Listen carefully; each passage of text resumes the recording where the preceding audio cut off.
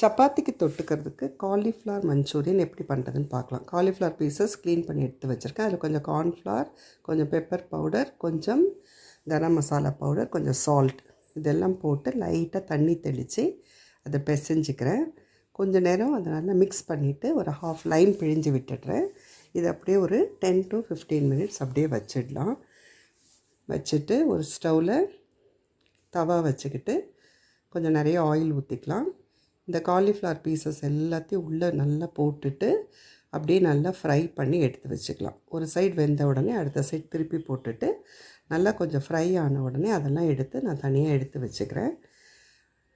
அடுத்தது இதை நம்ம மஞ்சூரியன் எப்படி பண்ணுறதுன்னு பார்க்கலாம். அதே தவாவில் ஆயில் விட்டுட்டு நல்லா பொடியாக கட் பண்ண பூண்டு பீசஸ் எல்லாத்தையும் உள்ளே போட்டுட்டு அது ப்ரௌன் கலர் ஆகிற வரைக்கும் வதக்கிட்டேன்.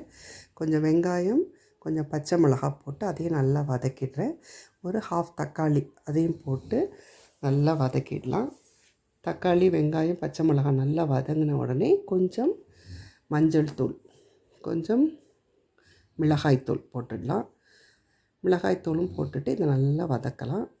வதக்கினிங்கன்னா நல்லா ரெட்டிஷ் கலர் ஆகிடுச்சு பாருங்கள். இப்போது நம்ம வதக்கி வச்சுருக்க காலிஃப்ளவர் எடுத்து உள்ளே போட்டுடலாம். போட்டு லைட்டாக தண்ணி ஊற்றிட்டு கொஞ்சம் நேரம் வேக விடலாம்.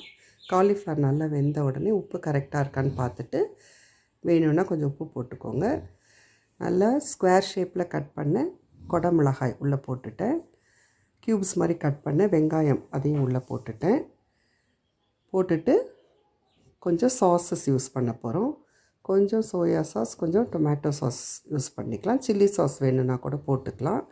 போட்டுட்டு நல்லா மிக்ஸ் பண்ணிட்டா சுவையான காலிஃப்ளவர் மஞ்சூரியன் ரெடி. சப்பாத்திக்கு தொட்டுக்க ஈஸியான ஒரு கூட்டு.